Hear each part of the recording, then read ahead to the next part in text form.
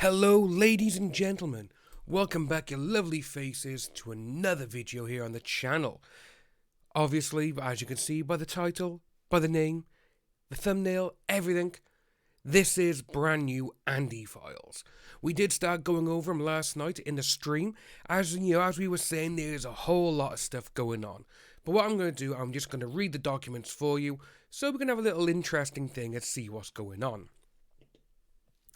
Andy has just done a phenomenal job with all of this. It's just so good. So, Incident 14, LAPD officers, Signs and Hayden.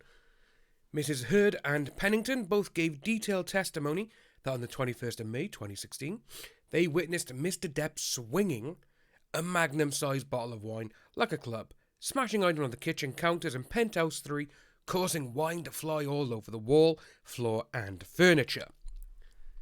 Mr. Drew further testified to have witnessed the scene of carnage around the kitchen island and to have himself taken the photographs of the damage and then to have helped with the cleanup, which we have seen all of this.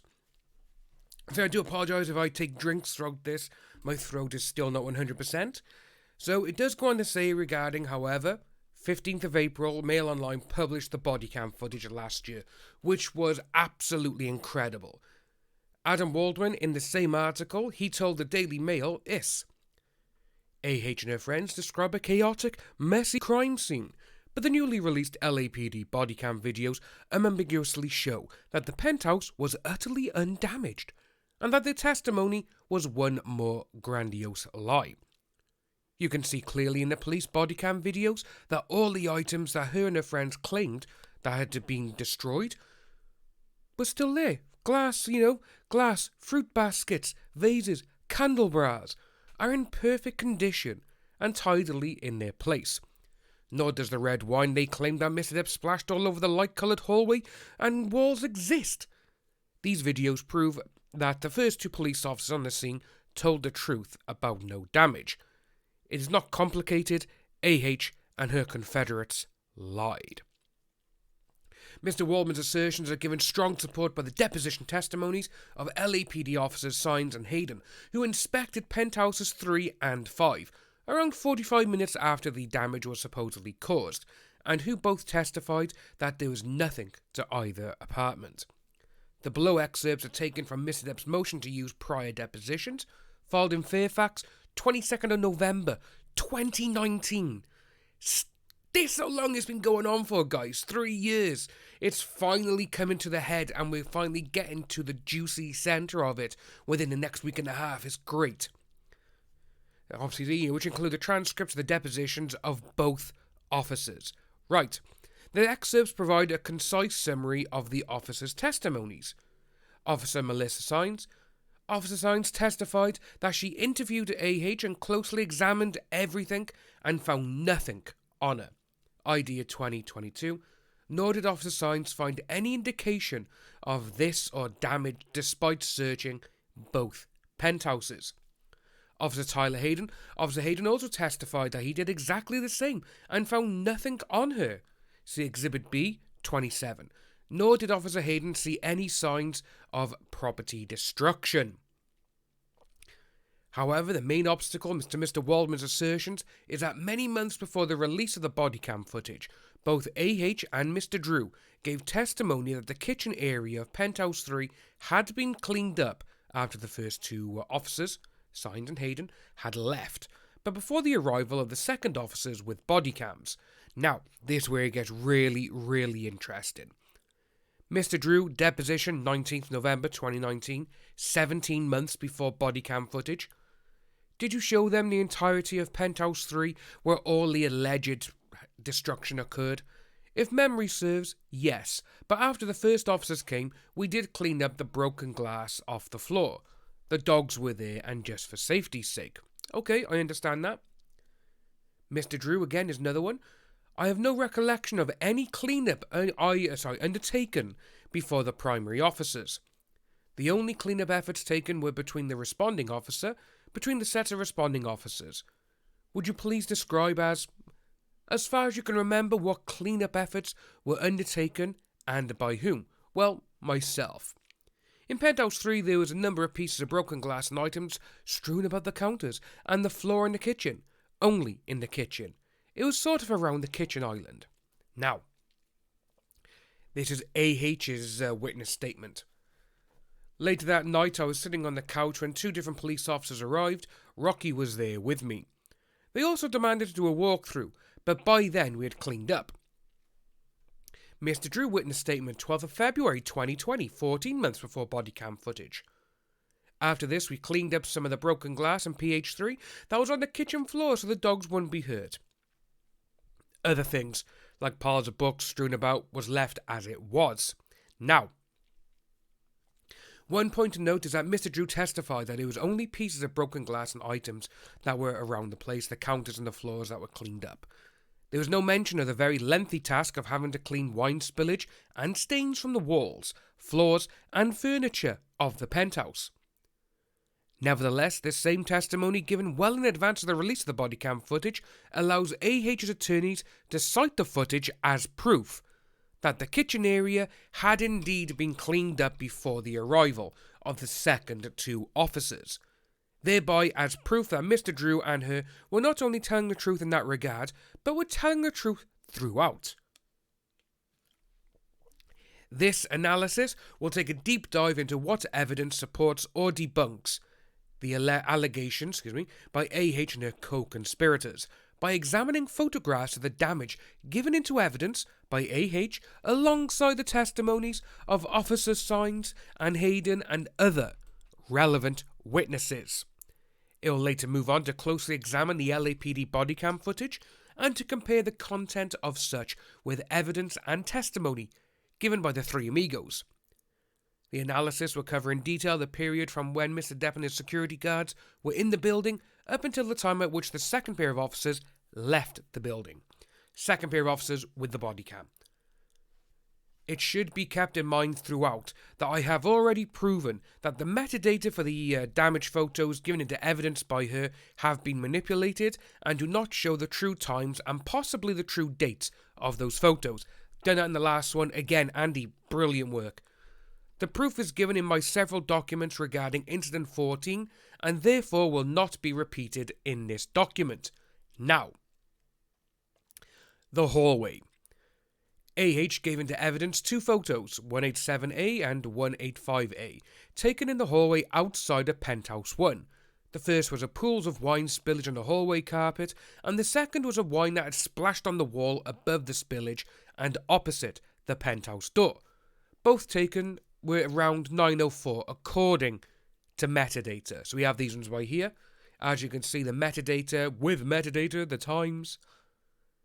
There is conflicting testimony between AH and Drew, with both claiming to have taken the photos, and with Drew also claiming that he was present when all the damage photos were taken of the penthouses and hallways.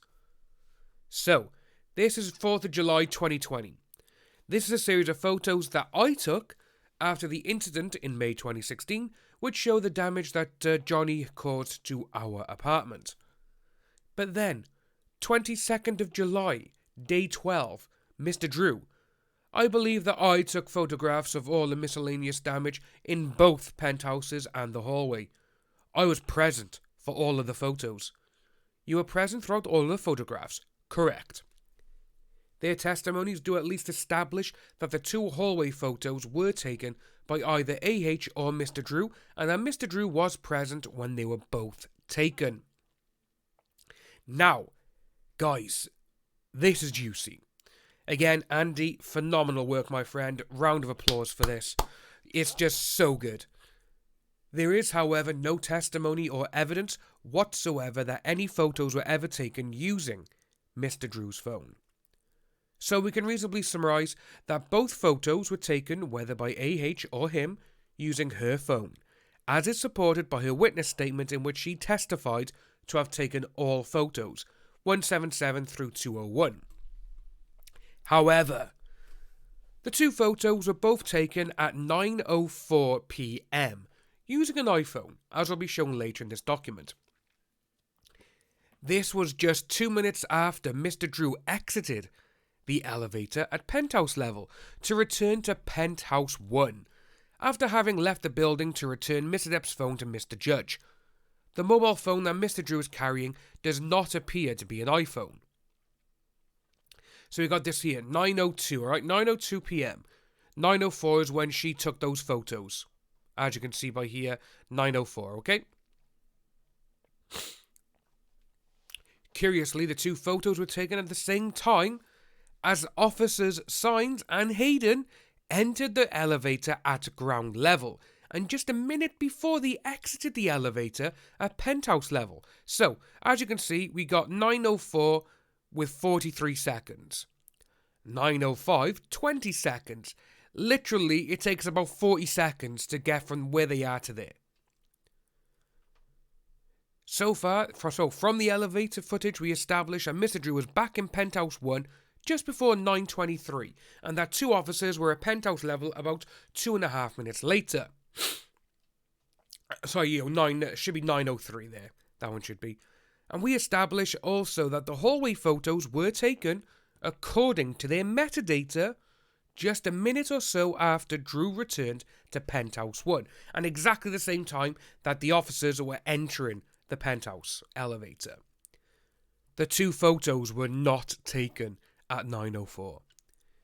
In his deposition on the 19th November 2019, Drew testified that on his return from having handed back his phone, "We were in Penthouse 1. I believe at that point when I came back upstairs, she was already on the phone with her attorney, and we asked her where she wanted to be. She said, I wanted to go back to my place. We went back to go take pictures of all the damage, took pictures of the wine stain in the hall. So, by Mr. Drew's own testimony, she was on the phone to her attorney where he returned to Penthouse 1, and that after her phone conversation, AH was asked where she wanted to be. And they all then went back to Penthouse 3 to take photos, including those of the hallway.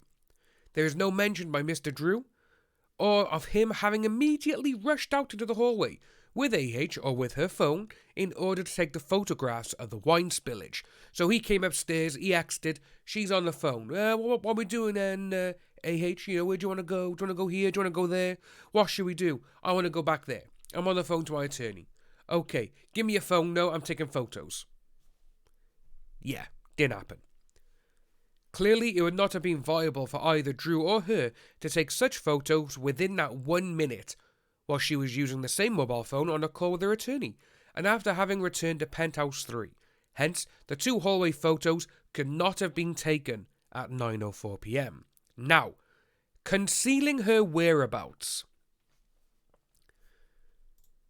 In her deposition, in his, not hers, Mr. Drew immediately goes on to testify that we asked her specifically where she wanted to be.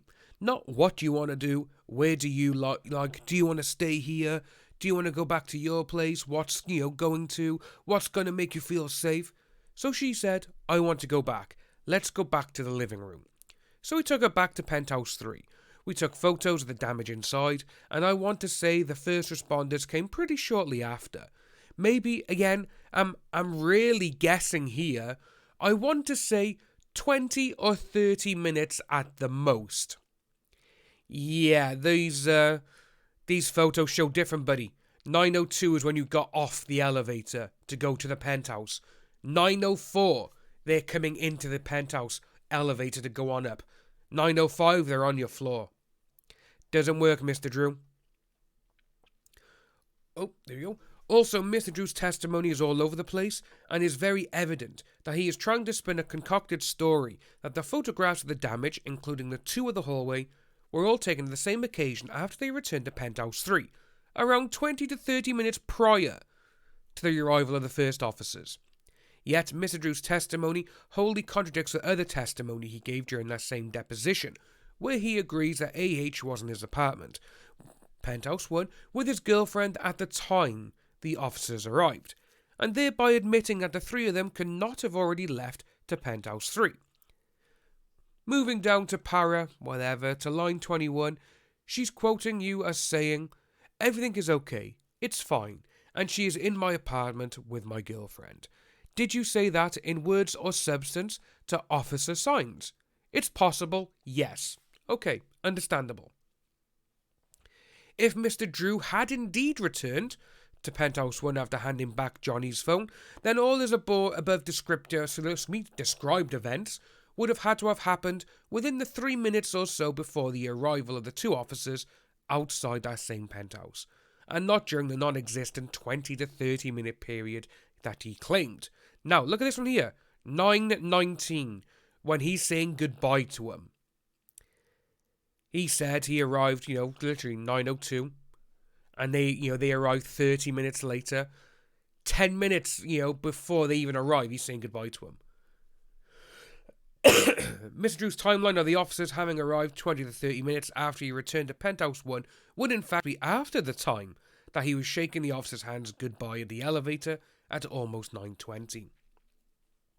The evidence hence suggests that AH and Pennington had already returned to Penthouse 3 before they arrived. Yet, Mr. Drew's admission that he told the officers that she was in Penthouse 1 would suggest that he was trying to conceal that they had in fact returned to Penthouse 3. This raises the question as to whether it was Mr. Drew who independently decided to give misleading testimony as to AH's whereabouts at the time the officers arrived, or whether he was asked or reminded to do so by her. Now, we're coming into this one. The answer to this question is likely given in AH's testimony on day 10 of the UK trial, where she states how memorable the event it was when the officers arrived, then immediately feigns not remembering where she was. So, Miss Laws, I will put it this way. It must have been a memorable event when the police arrived. It was both memorable and highly dramatic. Miss Laws, that the female officer made eye contact with you in the hallway where it was quite brightly lit. Do you remember that? I do not remember exactly where we were. I do not think she spoke to me other than to ask if I was AH or the person that the call was made about. To be honest, I cannot recall. It's the same conversation. The very beginning of this, she says it was very, very both memorable and highly dramatic. Yeah, and this is an actress as well, remember, so she needs to remember lines. AH's testimony is consistent with that of Mr. Drew's in attempting to conceal her true location at the time she met with the officers. It becomes clear that the admission of that location would debunk their hoax. So the next question to ask is, when exactly did AH feed the instruction to Drew that he conceal her true whereabouts, given the fact that his deposition happened in November 2019 and that he had separated from Pennington in October 2017? The answer to that question is likely given in Mr. Drew's deposition, where he testified in regard to AH. We didn't speak for about 2 years. Following my divorce, and she reached out to me to make amends I want to say about 2 months ago, if memory serves. 2 months. And then you got, Miss Was or whatever. Mr. Drew, you said that AH reached out to you. When did she reach out to you? Sometime in the last 2 months. What did she say when she reached out to you? To paraphrase, it was something akin to letting me know that, her and Raquel hadn't spoken in some time, and to tell me that she loved me and that she missed me, and she just wanted to make amends and, reconnect. Yeah, 2 months before all this went to court, yeah, can you come and do me a favour, my friend? Can you come and do this? But we're going to leave it by here on page 8, because as it is coming up to 19.